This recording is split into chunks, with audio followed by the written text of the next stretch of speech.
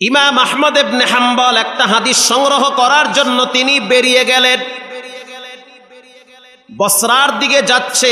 লম্বা পথ অতিক্রম করার পর তিনি সিদ্ধান্ত নিলেন যে রাত্র হয়ে গেছে, থাকার জন্য আল্লাহর ঘরে আশ্রয় নেওয়া দরকার। মসজিদে ঢুকলেন, গাট্টি রাইখা নামাজ আদায় করলেন। মসজিদের খাদেমকে বললেন, আজকের রাত্রটা কি মসজিদে থাকা যাবে? খাদেম স্পষ্ট জানায় দিলেন, না, থাকা যাবে না, কারণ থাকা নিষেধ।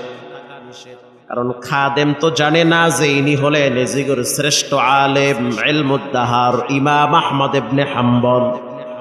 যে যারে চিনে সে তারে মানে, যে যারে চিনে না সে তারে মানতে চায় না, মানতে চায় না। গাট্টি লইয়া বের হয়ে গেছে। ইশারের নামাজ আর এক মসজিদে পড়লো। নামাজের পরে খাদেমকে বলল, একটু থাকার জন্য বারান্দাটা খুলে দাও। খাদেম বলল, হবে না, কমিটি বলেছে রাত্রিবেলা এখানে কাউকে থাকতে দেওয়া হবে না। খাদেম যদি জানতো ইনি হলেন শ্রেষ্ঠ আলেম, মসজিদে রাখতেন না, মাথায় করে বাড়ি নিয়ে যেতেন। কিন্তু খাদেম তো চিনে না। আগের যুগের আল্লাহওয়ালাদের ভিতরে কোনো ভাবসাব ছিল না, তারা সাদাসিধা চলতো, মানুষ তাদেরকে খুঁজা বের করত। ইমাম আহমদ ইবনে হাম্বল সিদ্ধান্ত নিলেন যে হয়তো আমার জন্য থাকা উপযোগী না মসজিদ। মসজিদ থেকে বেরিয়ে গেলেন, হাঁটতে হাঁটতে অনেক দূরে চলে গেলেন। প্রচন্ড কুয়াশা, ঠান্ডার ভিতরে কিছুই দেখা যায় না। কিছু দূর যাওয়ার পরে তাকায় দেখতে আছে চুলার আগুন উপরের দিকে উঠতেছে। বুঝতে আর বাকি নাই, এখানে চুলা জ্বলতেছে, চুলার উপরে তাওয়া দেওয়া, এক যুবক দাঁড়ায় দাঁড়ায় রুটি ভাজতেছে। ইমাম আহমদ ইবনে হাম্বল কাছে গিয়া বললেন, ও যুবক, আজকের রাত্রটা যদি আমার তোমার গরম চুলার কিনারায় কাটায় দেই তাহলে কি তোমার কষ্ট হবে? যুবক বলল, না, কষ্ট হবে না। আপনি একজন মুসলমান, আমার চুলার কিনারায় যদি আপনি একটু ঘুমান, এটা তো আমার জন্য খুশনসিব। থাকেন আপনি, ভিতরে কম্বল আছে, আয়না দিচ্ছি, রুটি আছে, যত মনে চায় খান, আরামে ঘুমান, ফজরের টাইমে আমি আপনারা ডাইকা দিব। ইমাম আহমদ ইবনে হাম্বল কয়, ও দয়ার মালিক আল্লাহ, এ তোমার কেমন নিয়ম? দুই মসজিদে গেছি, ধাক্কায়া বাইর কইরা দিছে, এহেনে দেখি গরম রুটি আর গোশত লইয়া বইয়া রইছে। এই জন্য কখনো ঘাবড়াইতে নাই। দরওয়াজা 10টা বন্ধ হতে পারে, 11টার বেলায় খুলে দিতে পারেন কে? কখনো ঘাবড়াবেন না, অস্থির হবেন না। চাকরি হচ্ছে না, বেশি টেনশন করবেন না, চেষ্টা করেন, ট্রাই করেন। আপনার রবের দরওয়াজা কখনোই বন্ধ থাকে না। আপনি উকি মারেন, অটোমেটিকলি ব্যবস্থা করে দিবেন কে? আল্লাহ তাআলা। ইমাম আহমদ ইবনে হাম্বল গাট্টি পাশে রাইখা গরম চুলার কিনারায় পিঠটা লাগাইয়া ঠেকনা দিয়া শুয়ে আছে। আর যুবকের চেহারার দিকে তাকায়া দেখতেছে, নূর ঝলমল করতেছে, নিজের হাতে পরিশ্রম করতেছে, রুটি বেলতেছে। হাত দিয়া রুটি বেলে, জিব্বা দিয়া বাড়ি মারে, কি পরে কানটা লাগায়া শুনতেছে, জিব্বা লড়ায়া লড়ায়া পড়তেছে আস্তাগফিরুল্লাহ। এটা পড়তেছে। এটা কি মনে করছেন আপনি? 20 কোটি টাকা দিলে যে উপকার না হবে, এর চেয়ে বেশি উপকার হবে একবার যদি কেউ ইস্তেগফার করে। এটা আপনাকে তো হেলায় খেলায় আপনি এটা নষ্ট করতে আছে। আবার শুনতে আছে, জিব্বা লড়াইয়া পরে আস্তাগফিরুল্লাহ। রুটি বেলতে আছে আর পরে আস্তাগফিরুল্লাহ। রুটি তাওয়ায় দেয়, পরে আস্তাগফিরুল্লাহ। যে যারে চিনে সে তারে মানে, যে যার পরিচয় পায় সে তার জন্য পাগল হয়ে যায়। যে তার রবকে চিনছে, জীবন চলে গেল ফজরের টাইমে ঘুমায়া থাকতে পারে না। যে তার আল্লাহকে চিনে ফেলাইছে, যে মনে করে যে আমার হায়াতের মালিক আল্লাহ, আমার মতো অনেক মানুষকে রব্বুল আলামিন পঙ্গু বানাইয়া বিছানায় ফালায়া রাখছে। অনেক যুবককে গাড়ি অ্যাক্সিডেন্টের মাধ্যমে কবরের বাসিন্দা বানায়া দিছি।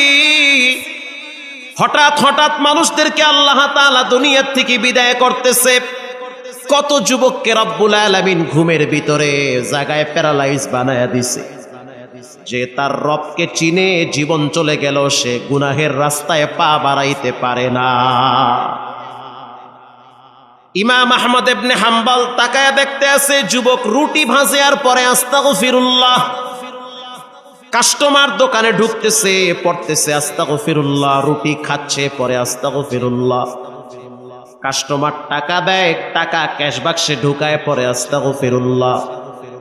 ইমাম আহমদ ইবনে হাম্বল আশ্চর্য হয়ে গেলেন, কৌতূহল বশত প্রশ্ন করলেন, এটা কোন তসবিহ খালি আস্তাগফিরুল্লাহই পড়ে? এই যুবক কি পড়ো রে ভাই? ভাই পড়ি আস্তাগফিরুল্লাহ, রব তুমি আমারে ক্ষমা কইরা দাও। এটা পয়রা তুমি কতটুকু লাভবান হয়েছো? যুবক বলতে আছে, মুরব্বি শুনে নেন, আল্লাহ রাব্বুল আলামিন এই ইস্তিগফারের বরকতে আমার প্রত্যেকটা দোয়া কবুল করে নিয়েছে। আরো আস্তে বাইতে গিয়ে কল সুবহানাল্লাহ। আপনি কি মনে করছেন সব দোয়া কবুল? আল্লাহ আমাকে মুস্তাজাবুদ দাওয়া বানায়া দিছে। মুস্তাজাবুদ দাওয়া তাকে বলা হয় যার প্রতিটা দোয়া কবুল করেন কে? সব দোয়া কবুল। ইমাম আহমদ ইবনে হাম্বল গরমের শীতের দিন অস্থির হয়ে গেছে, বলে কি সব দোয়া কবুল? কিন্তু আফসোস একটা দোয়া এখনো কবুল হয় নাই। কি সেই দোয়া? বলে আমার আব্বার মুখে শুনছি, যুগের শ্রেষ্ঠ আলেম ইমাম আহমদ ইবনে হাম্বল। আমার মনটা চায় যদি একবার তার সাথে সাক্ষাৎ করতে পারতাম, আমার দিলটা ঠান্ডা হয়ে যেত। আমি আমার রসুলকে দেখি নাই, হযরত আবু বকরকে দেখি নাই, ওমরকে দেখি নাই, উসমানকে দেখি নাই, দামি দামি কোন সাহাবীকে দেখি নাই, তাবিনকেও দেখি নাই। তবে আব্বার মুখে শুনছি যুগের শ্রেষ্ঠ আলেম ইমাম আহমদ ইবনে হাম্বল নাকি শ্রেষ্ঠ আলেম, শ্রেষ্ঠ বুজুর্গ। যদি একবার তারে পাইতাম, হাতের সাথে হাতটা লাগাইয়া মুসাফা করতাম। ইমাম আহমদ ইবনে হাম্বল নিজেকে আর সামাল দিতে পারে নাই, চোখের পানি ছেড়ে দিয়া বলে, বাবা এই দোয়াটাও রব কবুল করেছে, তাকে খুঁজতে হবে না, তিনি তোমার চুলার কিনারায় দাঁড়িয়ে আছে। এজন্য রাসূলুল্লাহ বলেছেন, ইস্তিগফার বেশি বেশি পড়ো। ইস্তিগফার পড়লে ক্ষমার দরওয়াজা খুলে দিবেন কে? জীবনে অনেক অপরাধ করেছি, এজন্য বেশি বেশি ইস্তিগফার করি। রাসূলুল্লাহর প্রিয় সাহাবীর নাম হলো আবু হুরায়রা। প্রিয় সাহাবী আবু হুরায়রা মাগরিবের নামাজের পরে মসজিদ থেকে বেরিয়ে গেলেন, তানবীহুল গাফিলিন আসছে, মসজিদ থেকে বাইরে গেছে। কিছু দূর যাওয়ার পর একজন মহিলা ডাক দিছে, ও আবু হুরায়রা একটু দাঁড়াও, তোমার সাথে একটু কথা আছে, কথা বলতে চাই। আবু হুরায়রা বলল, তুমি মহিলা মানুষ, আমার কাছে আসবা না, কারণ তোমার আমার মাঝখানে তৃতীয় আরেক ব্যক্তি থাকবে, ইবলিস শয়তান। একটু ফাঁকে থাইকে বলো কি সমস্যা? খেজুর গাছের আড়ালে মহিলা দাঁড়ায় বলতে আছে, আবু হুরায়রা জীবনে এমন একটা অপরাধ করছি, কেউ দেখে নাই, কেউ জানেও না, ছেলে মেয়েরাও দেখে নাই, ঘরের মা বাবারাও বুঝতে পারে নাই যে আমি এমন একটা পাপ করছি। ঘরে গেলে সবাই মনে করে আমার চেয়ে ভালো মহিলা দুনিয়াতে নাই। বাসায় যাওয়ার পর আমার আপনজনরা মনে করে আমার চেয়ে সুন্দর মানুষ দুনিয়াতে নাই, কারণ আমার চরিত্র অনেক সুন্দর ছিল। কিন্তু গোপনে শয়তানের ধোকায় একটা পাপ কইরা ফেলাইছি, যেই পাপের কারণে রাত্রিবেলা আমি ঘুমাইতে পারি না। বাতি নিভায়া দিলে মনে হয় কবরে শুয়ে আছি, না জানি কি হয়ে যায়। পানি পান করতে গেলে মনে হয় পানি আমারে কয় তুই পাপী, পানি পান করিস না। খাবার খাইতে গেলে মনে হয় খাবার আমারে ধিক্কার দেয়, তুই পাপী, খাবার খাইস না। লোকমা মুখে দিতে লজ্জা হয়, পানি পান করতেও লজ্জা হয়। আমি এখন কোথায় যাব, কার কাছে যাব, কষ্টের কথা আমি কার কাছে বলি, পাপ তো কইরা ফেলাইছি। আবু হুরায়রা বলতে আছে, কি এমন পাপ করলা? মহিলা বলতে আছে, জঘন্যতম অপরাধ করছি, কারো কাছে বলতেও পারি না, সহ্য করতে পারি না, নীরবে একা একা জ্বলে পুড়ে শেষ হয়ে যায়। আবু হুরায়রা রাদিয়াল্লাহু তাআলা আনহু বলতে আছে, ও নারী, সেই পাপের কথা বলো, কি পাপ করলা? তখন ওই মহিলা বলতে আছে, আমি এক রাখালের সাথে গোপনে জেনা করছি। জেনা করার পর আমার পেটে একটা বাচ্চা আসছে। এই বাচ্চাটা দুনিয়াতে আসার পর আমি নিজের হাতে গলা টিপে হত্যা করছি।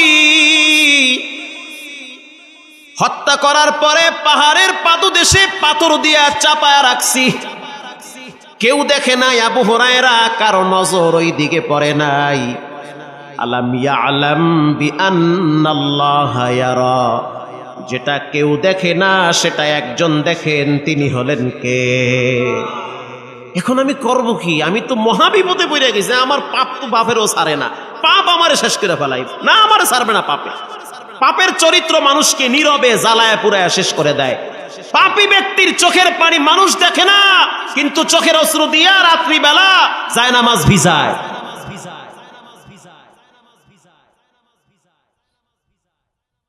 আবু হুরায়রা রাদিয়াল্লাহু তাআলা আনহু বলতে আছে, দূর হ, আমার চোখের 100 মাইল দূরে থাকবি, ধ্বংস হয়ে যা।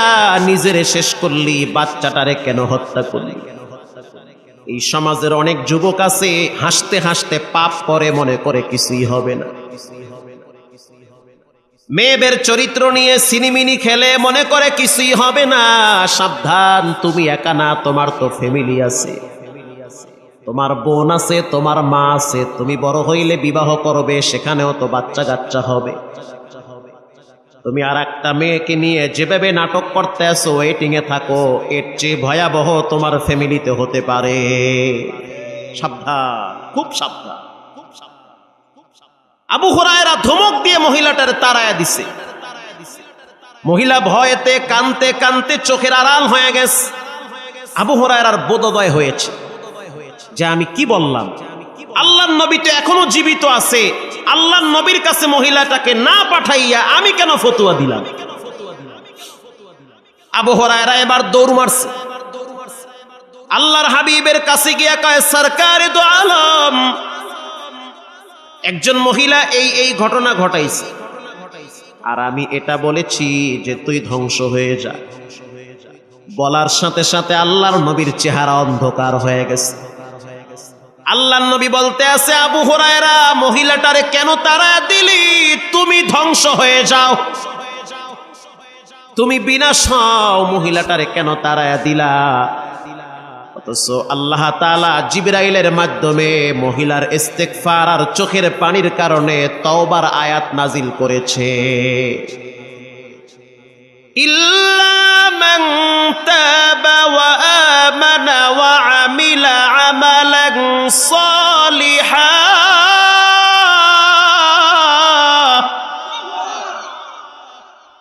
আল্লাহর হাবিব বললেন, ও আবু হুরায়রা, একটু আগে হযরত জিবরাইল আমার কাছে জানায় দিয়ে গেছে, কেউ যদি নারী হয় পুরুষ হয়, চাই পুরুষ হোক চাই নারী হোক, ইল্লা মান তাবা ওয়া আমানা ওয়া আমিলা আমালান সালিহা, গুনাহ করার পরে যদি সে তওবা করে, আবার গুনাহ করে, আবার তওবা করে, যদি সে তওবা করে, আল্লাহ পাক বলেন, নবী আপনি জানায় দেন তার গুনাহটারে ডিলিট কইরা গুনার জায়গায় নেকি আমি উঁচা করে দিব।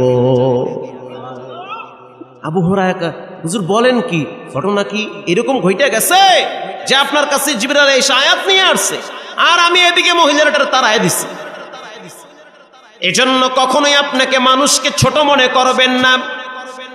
আজকের ডাকাত কালকে তওবা করে আল্লাহওয়ালা হয়ে যেতে পারে। আজকের জিনাকার কালকে তওবা করে ফেরেশতাদের চেয়েও দামি হতে পারে। আর আপনার মতো দরবেশ আজকে ভালো, কালকে বেঈমান হয়ে কবরে যাওয়া লাগতে পারে। কখনো অহংকারী ভাব প্রকাশ করবেন না, মানুষকে দূরে সরায়া দিবেন না, বরং আশার বাণী শোনা। যত পাপ করো দূর হইও না, রবের দরওয়াজা বন্ধ না, বরং খোলা আছে। আবু হুরায়রা পরের দিন বাজারে গেছে, আবার 2 হাত এরকম উঁচা করছে, অ্যানাউন্স করতেছে, গতকালকে রাত্রিবেলা মাগরিবের পরে আমার কাছে একটা ফতোয়া জানার জন্য কে আসছিল, কাউকে খুঁজে পায় না।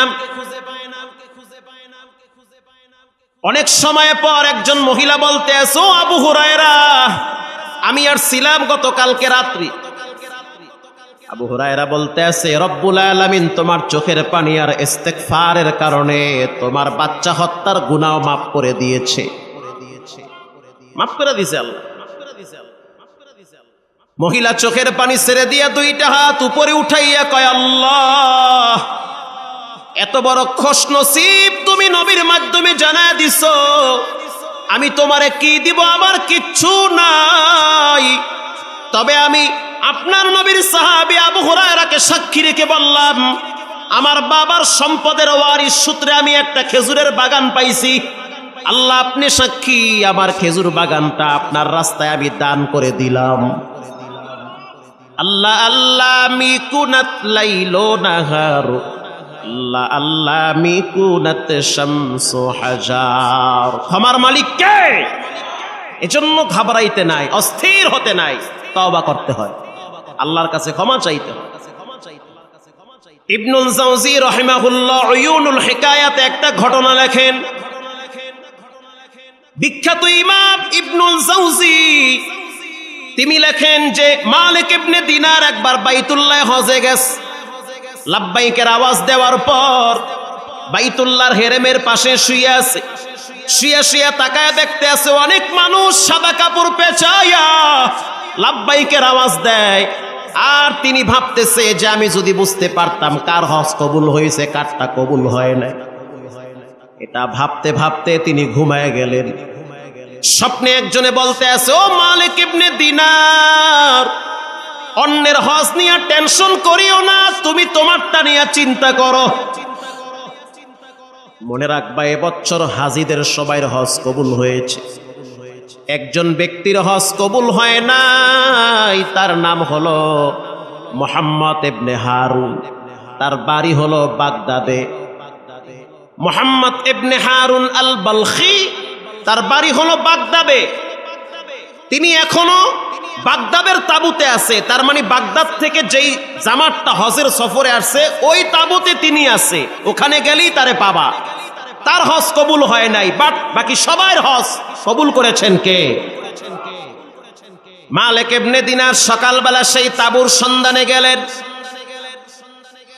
সেই তাঁবুর সন্ধানে যাওয়ার পর গিয়া সকলকে প্রশ্ন করলেন যে এখানে মুহাম্মদ ইবনে হারুন নামে কোনো ব্যক্তি আসেনি। একজনে শোনার সাথে সাথে বসার থেকে দাঁড়ায় গেল। দাঁড়ায় বলতে আছে, আপনার কি নাম? বলে, আমার নাম হলো মালিক ইবনে দিনার। উহ, আব্বার মুখে শুনছি মালিক ইবনে দিনার অনেক বড় এক বুজুর্গ, আপনি কি সেই ব্যক্তি? না, আমি তেমন বড় বুজুর্গ না, তবে আল্লাহর একজন গোলাম, গুনাহগার বান্দা। তো এখানে হারুন বলখিকে তার অবস্থান কোথায়? বলে, তিনি তো আমাদের সবার মুরব্বী এবং তিনি ভালো একজন মানুষ, নেককার মানুষ, আল্লাহওয়ালা মানুষ। 40 বছর পর্যন্ত তিনি রাত্রিবেলা ঘুমায় না। 40 বছর পর্যন্ত রাত্রিবেলা তাহাজ্জুদে কাটায় দেয়। তার পাগুলা ফুলে মোটা হয়ে গেছে। দিনের বেলায় রোজা রাখে, রাত্রিবেলা তাহাজ্জুদে কাটায়া দেয়। আল্লাহু আকবার। কও কি? হ্যাঁ, সত্য কথা এটা। আরে ভাই, স্বাধীনতার যুদ্ধের সময় এদেশে স্বাধীন করার জন্য যারা রক্ত দিয়েছে, জীবন দিয়েছে, নিঃসন্দেহে এর চেয়ে ভালো কাজ আর কি হতে পারে? স্বাধীনতার যুদ্ধের সময় এক মুক্তিযোদ্ধা সন্তান ঘর থেকে বেরিয়ে যাওয়ার সময় মাকে বলেছিল, মা আমাকে একটু ভাত দাও। মা তখন চুলার দিকে তাকায় দেখতে আছে ভাত এখনো হয় নাই, আলু সিদ্ধ করতেছে। বাবা একটু অপেক্ষায় থাক, ভাত হয়ে গেলে তোরে খাওয়াবো। ইতিমধ্যেই আওয়াজ পাইল যে হানাদার বাহিনীরা আক্রমণ করতে আছে পশ্চিম ক্যাম্পে। এই যুবক সন্তান 2 রাকাত নামাজ পড়ে বন্দুকটা ঘাড়ে নিয়ে ঝাঁপিয়ে পড়েছে। এবেশ স্বাধীন হওয়ার পিছনে ওলামায়ে কেরামের রক্ত, টুপিওয়ালা দাড়িওয়ালা নামাজিওয়ালাদের রক্ত ব্যয় হয়েছে। এবেশ কোনো নাস্তিক মোরতাদ স্বাধীন করে নাই। ব্রিটিশ খেদাও আন্দোলনে ওলামায়ে কেরামের রক্ত এই জমিনে ঝরেছে। এই জমিনের 1 ইঞ্চি মাটি কোনো দাদা বাবুদেরকে ছেড়ে দেওয়া হবে না।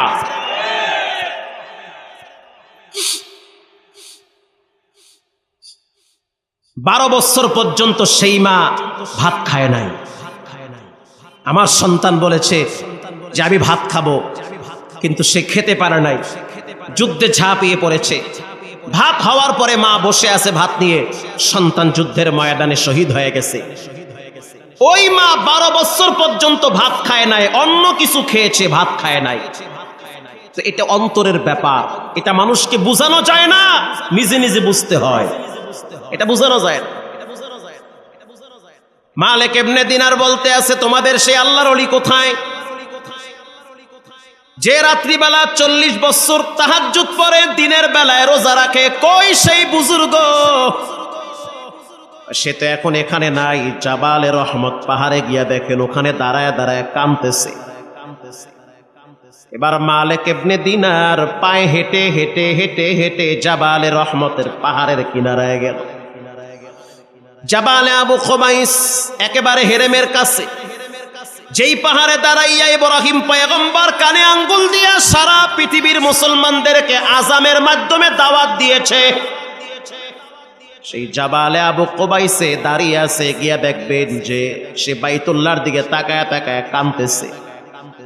মালিক ইবনে দিনার কাছাকাছি গিয়া দেখছে দাড়ি পাকা এক মুরব্বী, একটা হাত নাই, অর্ধেক নাই, বাকি অর্ধেক হাত ঘাড়ের সাথে ঝুলাইয়া, আর একটা হাত বাইতুল্লাহর দিকে ফিরে চোখের পানি ছেড়ে কাঁদে। মালিক ইবনে দিনার পিছনে দাঁড়াইছিল লম্বাটাই, আর ওই হারুন বলখিয়া যে চোখের পানি ছেড়ে হাত তুইলা আল্লাহর দরবারে কান্দে আর কয়, আল্লাহ, জীবনে এমন একটা অপরাধ করছি, দাড়ি পাইকে গেছে, তারপরও সেই কথা ভুলি নাই। জীবনের শেষ মুহূর্তে এসে তোমার দরওয়াজায় আবার আমি উকি দিয়েছি। আমার আপনজনরা সবাই জানে আমার মতো ভালো মানুষ দুনিয়াতে কেউ নাই, আমার সফর সঙ্গীরা সবাই জানে আমার মতো দরবেশ কেউ নাই, কিন্তু জীবনে এমন একটা ঘটনা ঘটাইছি তুমি ছাড়া এখন আর দুনিয়াতে কেউ জানে না। এ কথা পিছনে দাঁড়ায় দাঁড়ায় মালিক ইবনে দিনার শুনতেছি। পর মালিক ইবনে দিনার পিছন থেকে সালাম দিল, আসসালামু আলাইকুম ইয়া হারুন বালখি।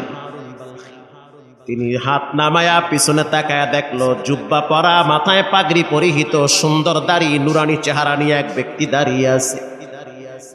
ভাই, আপনি কোথা থেকে আসছেন? বলে, আমিও তো হজের সফরে আসছি। আপনার কি নাম? বলে, আমার নাম হলো মালিক ইবনে দিনার। আল্লাহু আকবার। আপনার নাম মালিক ইবনে দিনার, বুঝতে পারছি আপনি সাধারণ মানুষ। চোর চোরকে চিনে, ডাকাত ডাকাতকে চিনে, আল্লাহওয়ালা আল্লাহওয়ালাদেরকে চিনে। আপনার নাম? বলে, আমার নাম মোহাম্মদ বিন হারুন আল বলখি। এখানে দাঁড়ায় দাঁড়ায় কি করতেছেন? বলে, যার জ্বালা সে বুঝে আর একজন বুঝে না। আমার জ্বালা তুমি বুঝবা কি? আমি তো স্বপ্নে দেখছি সবাইয়ের হজ কবুল হয়েছে, আপনার হজ কবুল হয় না। কিন্তু আপনার সুনাম সুখ্যাতি আপনার তাঁবুর ভিতরে পাইছি। রাত জেগে জেগে আপনি তাহাজ্জুদ পড়েন, দিনের বেলায় রোজা রাখেন, এটা সাধারণ কোনো মানুষের কাজ নয়। তাহলে আপনার হজ কেন কবুল হয় না? এটা আমার বোধোদয় হচ্ছে না, এটা আমি বুঝতে পারতেছি না। হারুন বলখি বলতে আছে, আপনি ঠিক দেখছেন, 40 বছর পর্যন্ত আমি এই বাইতুল্লাহর চতুর্দিকে লাব্বাইকের আওয়াজ দেই। আমি যখনই বলি লাব্বাইক, কে যেন গায়েব থেকে বলে, লা লাব্বাইক, তোর হজ কবুল হয় নাই, লাব্বাইক কইস না, লাব্বাইক কইয়া লাভ নাই। একদিন আর 2 দিন না, দীর্ঘ 40 বছর পর্যন্ত আমি হজে আসি, প্রতি বছরই শুনি কে যেন বলে লা লাব্বাইক। কিন্তু মালিক ইবনে দিনার দরওয়াজা তো আর কোনো খোলা নাই, একটা দরওয়াজা শুধু খোলা। আল্লাহর দরওয়াজা ছাইরা আমি কার দরওয়াজায় যায় হাত বাড়াইব? আমি নিরুপায় হইয়া রবে দরওয়াজায় বারবার আসি, কারণ কোন দরওয়াজা আমার জন্য খোলা নাই। যার জ্বালা সে বুঝে, যার কষ্ট সে বুঝে, আর একজন বুঝে না।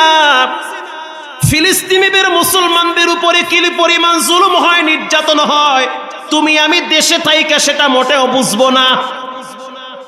তাদের জন্য দিল থেকে দোয়া করা। মালিক ইবনে দিনার বলতে আছে, কি সমস্যা আপনি একটু বলেন, জীবনে কি এমন ঘটেছে? বলে আমার মা আমার নাম রাখছে হারুন। কেন রাখছে সেটাও শুনেন, কারণ পয়গম্বর মুসা আলাইহিস সালামের ভাইয়ের নাম হলো হারুন। আমার মা বড় শখ কইরা আমার নাম রাখছে হারুন। কিন্তু আমি যৌবনকালে প্রচন্ড বদ মেজাজি ছিলাম, খারাপ বন্ধু বান্ধবের পাল্লায় পরে আমি মদ পান করতাম, নেশাখোর সন্তান। আমি সব কিছু ভুলে গিয়েছি, আমার মানসিক বিপর্যয় ঘটেছি, মস্তিষ্ক বিকৃত হয়ে গেছে। আমি রাত্রিবেলা মদ পান করে করে ঘরে যাই। আমার স্ত্রী ভালো মানুষ, তিনি এটা সহ্য করে। ঘটনাক্রমে শাবান মাসের 30 শাবান, পরের দিন প্রথম রোজা। কথা কি বুঝতেছেন? আগামীকাল প্রথম রোজা, আজকে শাবানের শেষ রাত। এই রাত্রিবেলা সারা পৃথিবীর মুসলমানরা সেহরি খাইয়া আগামীকাল রোজা রাখবে, এরকম একটা রাত্রে। ও মালিক ইবনে দিনার, আমি মদ পান করে করে মাতাল হয়ে ঘরে ঢুকছি। আমার মা বারান্দায় বসে বসে মাথাটা নোয়াইয়া চোখের পানি ছেড়ে কাঁদতেছিল আর বলতেছে, আল্লাহ এমন একটা সন্তান দিয়েছ যে শাবান মাসের শেষ রাত্রেও মদ খাইয়া ঘরে আসে। যখন আমি ঘরে ঢুকছি তখন আমার মা আমাকে ধমক দিয়ে বলল, এটা কোন ধরনের স্বভাব? মুমিনদের কলিজার ভিতরে আনন্দের জোয়ার মৌসুম, নেকির মৌসুম, রমজান মাস আগামী কাল থেকে শুরু, আর তুমি এখন মদ পান কইরা ঘরে ঢুকতেছ। এরকম কুলাঙ্গার সন্তান যেন কোনো মার জন্ম না দেয়। নিজের মা বলতেছে। হুজুর বলার সাথে সাথে আমার মেজাজটা আরো গরম হয়ে গেছে। আমি আমার মাকে হাত উঁচা করে শক্ত করে একটা চল লাগায় দিছি। এমন জোরে থাপ্পড় আমার মাকে দিছি, রাগ মানুষকে ধ্বংস করে দেয়, রাগ মানুষকে ধ্বংসের দ্বার প্রান্তে পৌঁছায় দেয়। প্রচন্ড রাগী মানুষকে কখনো কখনো জাহান্নামে পৌঁছায় দেয়। আমি রাগের কারণে সহ্য করতে পারি নাই, মাকে থাপ্পড় দিয়েছি। মা মাথায় ভিমরি খেয়ে যখন মাটিতে পড়ে গেল, তখন আমার বোধোদয় হয় নাই, আমি সুস্থ তখনও হই নাই। আমি ঘরে ঢুকতেছি। ইন দি মিন টাইমে আমার মা বলতে আছে, অসভ্য সন্তান, আল্লাহ যেন তোর মতো কোন সন্তানকে কোনো মায়ের পেটে না দেয়। এটা বলার পর আমার মেজাজ আরো গরম হয়ে গেছে। ও ভাই, এরপরে আমি সিদ্ধান্ত নিয়েছি মাকে দুনিয়ায় রাখবো না। আমি আমার বাড়ির সামনে একটা বিশাল বড় চুলা ছিল, ওই চুলার ভিতরে আমার স্ত্রী প্রতিদিন কম বেশি গম সিদ্ধ করত। চুলাটা গরম থাকতো, দাউ দাউ করে আগুন জ্বলতো। ওরে মালিক ইবনে দিনার, আমি আমার মাকে আনজা করে কোলে নিয়ে আসি, গরম চুলার ভিতরে ছেড়ে দিয়েছি। আল্লাহু আকবার! গরম চুলার ভিতরে ছাইরা দিছি, কারণ তখন আমি স্বাভাবিক ছিলাম না, আমার মস্তিষ্ক বিকৃত হয়ে গেছে। আমার বুড়ি মায়েরে আমি গরম চুলায় ছাইরা দিছি। আমার স্ত্রী ভয়েতে কাছে আসে না, না জানি আমার স্ত্রীকেও আমি ফালাইয়া দিই। যখন আমি আমার মাকে আগুনে ফালাইয়া দিছি, মা মৃত্যুর আগে আগে শাহাদাত আঙ্গুল উঁচা করেছিল আর বলেছিল, আল্লাহ এই বিচার আমি দুনিয়ায় চাই না, এই বিচার আমি তোমার কাছে চাই। এটা বলে মা কালেমায়ে শাহাদাত পড়ে পড়ে দুনিয়ার শেষ নিঃশ্বাস ত্যাগ করেছে। আমার স্ত্রী আমারে ধাক্কা মাইরা একটা ঘরের ভিতরে ঢুকাইয়া দিছি। ঘরের ভিতরে ঢুকাইয়া পিছন থেকে খিল লাগাইয়া দিছে। সেহরি খাওয়ার পরে আমার স্ত্রী বারান্দায় বসে বসে টুকরে কেঁদে উঠেছে। আশেপাশের মহিলারা আমার মায়ের এই মরা দৃশ্য দেখে মনে হচ্ছে একটা রুটি তাওয়ায় দিলে যেমন পুড়ে যায়, ওরকম পুড়ে লাশ হয়ে পড়ে আছে। আশেপাশের মানুষগুলা সবাই আইসা ধিক্কার দিতেছে, এমন সন্তান যেন আল্লাহ কাউকে না দেয়। আমি তখন স্বাভাবিক হয়েছি, তখন আমার নেশা কেটে গিয়েছে। দরওয়াজায় নক করতেছি আর বলতেছি, বিবি আমার তাড়াতাড়ি দরওয়াজাটা খুলে দাও, আমি আমার মাকে দেখতে চাই। মাকে তো আমি দেখতেছি না। স্ত্রী তখন বলল, স্বামী আমার, আমি একজন বাবার সন্তান, তুমি একজন বাবার সন্তান। পৃথিবীর ভিতরে মায়ের চেয়ে কষ্ট কোনো বাবায় করতে পারে না। দীর্ঘ সময় তোমার মা তোমাকে পেটে ধারণ করেছে। তোমার মায়ের পেটে তুমি পা দিয়া লাথি মারছো, হাত দিয়া ঘুষা মারছো সন্তান। তোমার মায়ের পেটের ভিতরে রব্বুল আলামিন তোমার মায়ের রক্ত তোমারে খাওয়াইয়া বাঁচায় রাখছি। দুনিয়াতে আসার পরে কই তোমার শ্বশুর শাশুড়ি, কই তোমার বউ? তোমার মা নিজের হাতে তোমার পায়খানা প্রস্রাব পরিষ্কার করেছে। মেথুরনির মতো একদিন আর 2 দিন না, প্রায় 6 বছর পর্যন্ত গু সাফ করেছে। বাসায় গিয়ে এখনো যখন দেখি বাচ্চাদেরকে নিয়ে খাইতে বসলে, বাচ্চা পায়খানা করে দিলে আমি তো নাকে রুমাল দিয়ে আর এক রুমে চলে যাই। কিন্তু বাচ্চার মা নাকে রুমাল দেয় না, বরং মুসকে হেসে দিয়ে বাচ্চার কপালে চুমা দিয়ে বলে, পায়খানা করার টাইম পাইলি না, খাওয়ার সময় কে দিবি? এটা স্ত্রী বলে বাচ্চাটারে বাথরুমে নিয়ে যায়। এরপরে পরিষ্কার করার পর বাচ্চার শরীরে পানি লেগে থাকে, মায়ের আঁচল দিয়া বাচ্চার পানিটা পরিষ্কার করে। একেই বলে মা। আল্লাহু আকবার। একে বলে মা। আল্লাহ কয়, পৃথিবীর মানুষ যদি শর্টকাটে জান্নাতে যেতে চাও, কালাহুমা জান্নাতুকা ওয়া নারুকা, তোমার মা বাবা জান্নাত, তোমার মা বাবা জাহান্নাম। যত বড় মাওলানা হও, যত বড় বক্তা হও, কাজ হবে না যদি মায়ের সাথে সম্পর্ক খারাপ থাকে। মালিক ইবনে দিনার বলে, এরপরে কি হয়েছে? ওরে হারুন, বলো, আমার তো হাতের পায়ের পশম দাঁড়ায় গেছে তোমার কথা শুনে।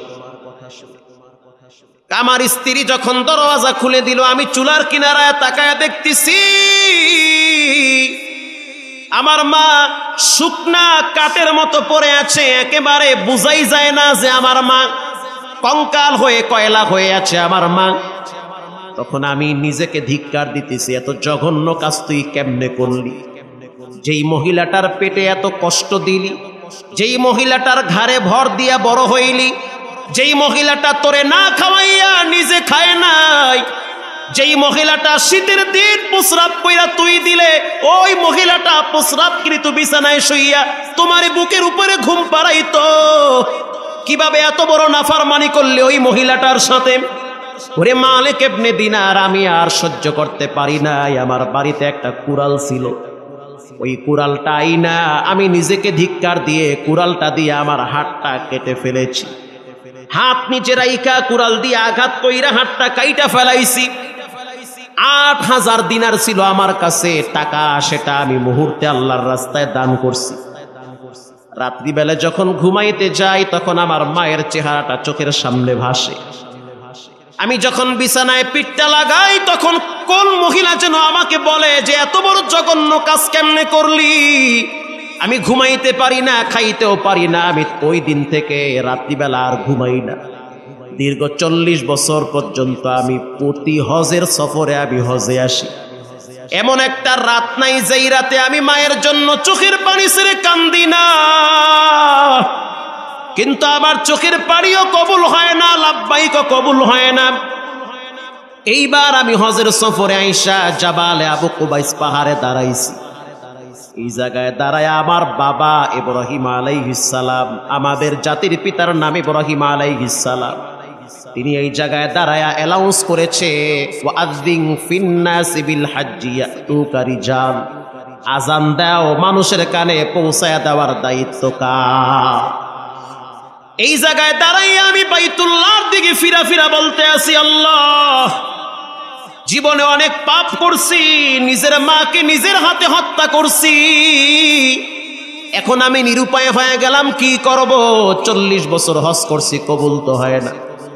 মালিক ইবনে দিনার বলে, তাহলে একটা কাজ করে, যেহেতু আপনার আপনজনরা অনেকেই জানে না যে আপনি এই কাজ করেছেন, কাজ তো করছেন 40 বছর আগে, সবার কাছে আপনি আল্লাহর ওলি দরবেশ, আপনি প্রতিদিন 1000 বার ইস্তেগফার পড়ে এরপরে আপনি বিছানায় পিঠটা লাগাবেন। আমি তো ঘুমাই না। যদি না ঘুমান তাহলে আপনি প্রতি রাত্রে কমপক্ষে 1000 বার ইস্তেগফার পড়বেন। আস্তাগফিরুল্লাহ আস্তাগফিরুল্লাহ আস্তাগফিরুল্লাহ, এটা বলবেন। আর প্রতিদিন ঘুমাবার আগে আগে 100 বার দুরূদ শরীফ পড়বেন। আমি তো ঘুমাই না, যদি না ঘুমান তাহলে বাইতুল্লাহর দিকে ফিরে ফিরে 100 বার দুরূদ শরীফ পড়বেন। এটা পড়তে থাকেন। মালিক ইবনে দিনার এই সবকটা দিয়ে তিনি চলে গেলেন বাইতুল্লাহর হেরেমের দিকে। ওই দিন রাত্রিবেলা এই চিন্তা করে করে মালিক ইবনে দিনার ঘুমায় গেছি। ঘুমের ভিতরে রাহমাতুল লিল আলামিন স্বপ্নে দেখায়, ও মালিক সুসংবাদ জানা দাও, আল্লাহ রাব্বুল আলামিন ইস্তিগফারের বরকতে আর দুরূদ শরীফের বরকতে মা হত্যার বিচার আল্লাহ মাফ করে দিয়েছে। তবে কিয়ামতের ময়দানে আল্লাহ তাআলা তারে জাহান্নামে একবার ফালাবে। যখন জাহান্নামে ফালাবে তখন মায়ের কলিজার ভিতরে বাচ্চার মহব্বত আল্লাহ দ্বিগুণ বাড়ায়া দিবে। যখন মা তাকায় দেখবে আমার হারুন জাহান্নামের আগুনের ভিতরে পড়ে আছে, তখন মায়ের কলিজার ভিতরে ভালোবাসা উতলে উঠবে। তখন বলবে, আল্লাহ শাস্তি দেওয়া লাগবে না, আমি মা ওরে ক্ষমা করে দিয়েছি। এরে মালিক এটাও তুমি শোনায়া দাও। তাহলে বাজান পাক্কা তওবা করে নেন। চোখের পানি ছাড়া আল্লাহর কাছে কোনো মূল্য নাই। দুনিয়ার আগুন হাতে লাগলে হাত জ্বলে, পায়ে লাগলে পা জ্বলে। জাহান্নামের আগুন যদি একবার শরীরের যে কোনো অঙ্গে লাগে, সারা শরীরটা নয় বরং প্রথম কলিজায় গিয়া হিট করবে। আল্লাহর দরবারে রাত্রিবেলা দরওয়াজা লাগায়া দেন। দরওয়াজা লাগাইয়া দিয়া পাশের রুমে একা একা মুরাকাবার হালতে বসে যান। কিবলামুখী হইয়া চোখ বন্ধ করে তখন মনে মনে ধ্যান করবেন, আমি যদি এখন মারা যাই তো ঘর থেকে আমার লাশটা বের করা হবে, মসজিদ থেকে আজান হয়ে যাবে, অ্যালাউন্স হয়ে যাবে যে আল্লাহর বান্দা দুনিয়ায় নাই, সকাল 10টার সময় জানাজা হবে। আপনজনরা বলবে লাশ তাড়াতাড়ি ঘর থেকে বারান্দায় নামাও। একদল বলবে তাড়াতাড়ি কাপনের কাপন আনতে বাজারে যাও। আপনজনরা বলবে তাড়াতাড়ি পানি গরম কর। আরো একদল বলবে তাড়াতাড়ি মাটি খনন কর। সবাই ব্যস্ত হয়ে যাবে তোমাকে চিরবিদায় দেওয়ার জন্য। এই চিন্তায় ধ্যান অবস্থায় যদি তুমি চোখ বন্ধ করে মোরাকাবা করো আর দিলে দিলে খেয়াল করবা, আল্লাহ এই জমিনে আমার চেয়ে বড় পাপী কেউ নাই। বাচ্চাদের সামনে যখন দাঁড়াই বাচ্চারা মনে করে আমার মতো ভালো আব্বু দুনিয়াতে নাই। আমি আমার স্ত্রীর সামনে যখন দাঁড়াই আমার স্ত্রী মনে করে আমার মতো ভালো স্বামী দুনিয়াতে নাই। আমি আমার আব্বার সামনে যখন দাঁড়াই তখন বাবা মনে করে আমার চেয়ে ভালো সন্তান দুনিয়াতে নাই। কিন্তু আমি তো জানি গোপনে কি পরিমাণ পাপ করছি। পাপ করে করে আমি আমার জীবনটারে শেষ করে ফেলেছি। চোখ বন্ধ করে জিহ্বা লড়াইয়া তখন বলবা, আল্লাহু হাজিরিন আল্লাহু নাজিরিন। আয় আল্লাহ অন্ধকার ঘর, তুমি আর আমি, আমি আর তুমি, আর মাঝখানে কেউ নাই। একটা অন্ধকার কবরের ভিতরে যখন আমার লাশটারে ফালায়া রাখবে, বর্তমান বিজ্ঞানও বলে মানুষকে যখন মাটিতে ফালায়া রাখে তখন ভিতরে কিছু একটা হয়। আল্লাহর নবী বলেন কেউ যদি গুনার ময়লা নিয়ে কবরে যায়, ওই কবরটার দুই পাশের মাটি এমন জোরে চাপ দিবে, মাটির চাপের কারণে হাড্ডি ভেঙ্গে চুরমার হয়ে যাবে। কবরের আযাব থেকে নিজে বাঁচো, নিজের ছেলে মেয়েদেরকে বাঁচাও। ছেলে মেয়েদেরকে প্রতিদিন সকালবেলা কোচিংয়ে পাঠানোর জন্য ব্যস্ত হন। কেমন বাপ আপনি একটা দিন বলেন না জাহান্নাম থেকে বাঁচতে হইলে প্রতিদিন নামাজ আগে পড়তে হবে। সকালবেলা মেয়েটাকে প্রাইভেটে পাঠায়া দেন, মা তার মেয়েকে প্রাইভেটে কোচিংয়ে পাঠায়া দেয়, একদিন না গেলে ধমক দেয়। সন্তান যদি প্রাইভেটে কোচিংয়ে না যায়, স্কুলে না যায়, বাবার মেজাজ গরম হয়ে যায়। অথচ বাবার নাকের ডগায় সন্তান রাত জেগে জেগে মোবাইল টিপে জীবন যৌবন নষ্ট করতেছে। মেয়েটা বেপরদায় রাস্তায় চলে, বাপ মা কিচ্ছু বলে না। ফজরের টাইমে বাবাও নামাজ পড়ে না, মাও নামাজ পড়ে না। আপনি এখনো বসে আছেন আর ভাবতেছেন যে আপনি জান্নাতে যাবেন, হবে না। কারণ আল্লাহর রাসূল বলেন একটা মানুষকে যখন কবরে শোয়ায়া দেওয়া হয়, ওই কবরের ডানে বামে সামনে পিছনে উপরে নিচে মাটি। উদিআল মাইয়িতু ফি কবরিহি জাআল কুরআন। প্রথম মাথার কিনারায় আল্লাহর নামাজ দাঁড়িয়ে যায়। আল্লাহু আকবার। নামাজ দাঁড়ায় বলে ওয়াসসালাত, সাবধান সাবধান, আমি নামাজ আমার হক দুনিয়াতে আদায় করেছে, আজকে এই কবরের ভিতরে ডান পাশ দিয়ে শাস্তি দিতে পারবে না। মাথার কিনারায় উদিআল মাইয়িতু ফি কবরিহি জা আল কুরআন, কোরআন মাথার কিনারায় দাঁড়ায় বলে চাপ দিবি না। বাম পাশে রোজা দাঁড়ায় বলে চাপ দিবা না। পায়ের কিনারায় জাগতিক আমল দাঁড়ায় বলে চাপ দিস না। প্রথম আপনাকে সেফটি দিবে কোরআন আর নামাজ। কিয়ামতের ময়দানে কোরআন সাক্ষী দিবে, আসসিয়ামু ওয়াল কুরআন ইয়াশফাআনি লিল আবদি ইয়াউমাল কিয়ামা। রোজার কোরআন কিয়ামতের ময়দানে আপনার পক্ষে সাক্ষী দিবে। এজন্য মুসলমান ভাইরা আমার, আজকে থেকে আল্লাহর কাছে পাক্কা তওবা করে নেই, কারণ চোখের পানির এত দাম। আল বুকাউ মিন খাশিয়াতিক, আল্লাহর কাছে সবচেয়ে দামি পানি হলো চোখের পানি। চোখের পানির চেয়ে শ্রেষ্ঠ পানি পৃথিবীতে আর একটাও নাই। আমি ছোট্ট একটা হাদিসের ঘটনা আপনাদেরকে শোনাই 2 মিনিটে। কষ্ট হচ্ছে? গভীর রাত মা হাফসা রাদিয়াল্লাহু তাআলা আনহা বলেন যে আল্লাহর নবী আমার বাবার বাড়িতে বেড়াইতে আসছে। মা হাফসা হলেন হযরত ওমরের কন্যা। আল্লাহর হাবিব একদিন হযরত ওমর রাদিয়াল্লাহু তাআলা আনহুর বাড়িতে গেছে। কথা বলতে বলতে অনেক রাত হয়ে গেছে। সরকারে দো আলম তিনি রাত্রিবেলা বাড়িতে আর যান নাই, ওখানেই ঘুমিয়ে পড়লেন। মা হাফসা বলেন গভীর রাত, একটা মাত্র বালিশ, এক পাশে আল্লাহর নবী মাথা দিয়েছে, আর এক পাশে আমি হাফসা মাথা দিয়েছি। শুধু তাই নয়, আমি হাফসার গালের সাথে আল্লাহর হাবিবের গাল মোবারক লাগায়া রাখছি। রাত্রিবেলা হঠাৎ আমি বুঝতে পারলাম যে আমার গালের উপরে কে যেন গরম পানি ঢালতেছে। আমি আশ্চর্য হয়ে গেলাম, গরম পানি কে ঢালে? ডানে বামে নজর করে দেখলাম গরম পানি নাই।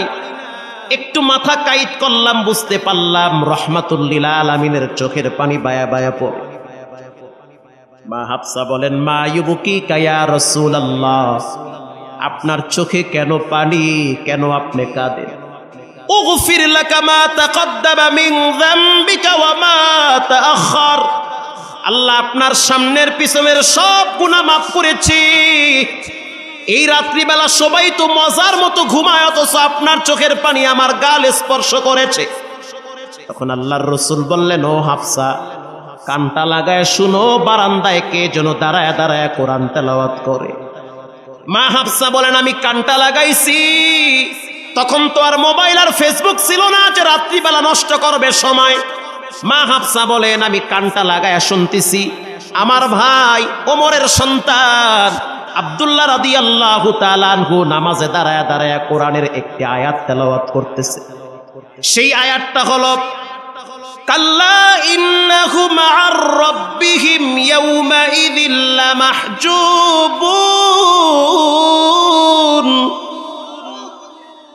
কিয়ামতের ময়দানে কখনোই তারা তাদের চোখ দিয়ে রবকে দেখতে পারবে না। আল্লাহর রাসূল বলে হাফসা, কিছু মানুষ কিয়ামতের ময়দানে তার রবকে দেখতে পারবে না। দুনিয়ার ভিতরে চোখ নাপাক বানাইছে, খারাপ দৃশ্য দেখে দেখে চোখের পাওয়ার নষ্ট বানাইছে, অন্তরের কালিমাগুলা জমা করে রাখছে। আল্লাহর নবী বলেন কিয়ামতের ময়দানে কিছু মানুষ তার রবকে দেখতে পারবে না। এটা শোনার পরে আমি রাসূলুল্লাহ অস্থির হয়ে গেলাম। আমার বান্দার, আমার উম্মতেরা, আল্লাহর বান্দারা নামাজ পড়বে, কোরআন পড়বে, জিকির করবে, কিন্তু চোখ দিয়ে খারাপ দৃশ্য দেখার কারণে যদি কিয়ামতের ময়দানে আল্লাহরে দেখতে না পায়, এর চেয়ে কষ্ট আর কিছু হতে পারে না। মা আয়েশা বলেন একদিন রাত্রিবেলা আমি শুনতে পাইতেছি আল্লাহর হাবিব বাচ্চাদের মতো ফুফাইয়া ফুফাইয়া কাঁদতেছি। মা আয়েশা বলেন আমি বাহিরে গেলাম, উযু বানাইলাম, উযু বানানোর পরে আমি হুজরায় ঢুকলাম, আর সাউন্ড নাই। মা আয়েশা বলেন আমি বুঝতে পারলাম নবী সিজদায় পড়ে আছে। এমন সিজদা আমি আয়েশা পায়ে চিমটি কাটছি। পায়ে যখন চিমটি কাটলাম বিশ্ব নবী পা নাড়া দিয়েছে। বুখারীর রওয়ায়াত, মা আয়েশা বলেন জানান্তু হাত্তা কাবদাতার রূহাহু, আমি মনে করেছি রহমাতুল লিল আলামিন সিজদায় বুঝি মারা গেছে। যখন আমি পায়ে চিমটি কাটছি তখন আল্লাহর নবী পা নাড়াইছে, বুঝছি আল্লাহর নবী এখনো মরে নাই, বেঁচে আছে। দীর্ঘ সময় সিজদার থেকে মাথা উঠাইছে, সালাম ফিরানোর পর আমি আয়েশা তাকায়া দেখতেছি নবীজির চোখের পানি, দাড়ি ভিজে ভিজে, জামা ভিজতেছে। আমি আয়েশা বললাম, ওগো পয়গম্বর, আপনার সামনে পিছনে সব গুনাহ মাফ করেছেন কে? জান্নাতের প্রত্যেকটা গেটে, প্রত্যেকটা দরওয়াজায়, প্রত্যেকটা পাতায়, প্রত্যেকটা ডালে আপনার নাম আল্লাহ পাক লিখে দিয়েছে। এরপরে আপনি কেন কাঁদেন? আপনার কি হয়েছে? আল্লাহর রাসূল বলেন, ফালা কুনু আবদান শাকুরা, আমি কেন আল্লাহর শুকরগুজার বান্দা হব না? এজন্য পায়ে হাত দিয়ে বলি, আজকে থেকে পাক্কা নিয়ত করে নেন, জীবনে গুনাহ করব না, নামাজ ছাড়ব না, হারাম খাবো না, আব্বা আম্মার সাথে বেয়াদবি করব না, মসজিদ মাদ্রাসার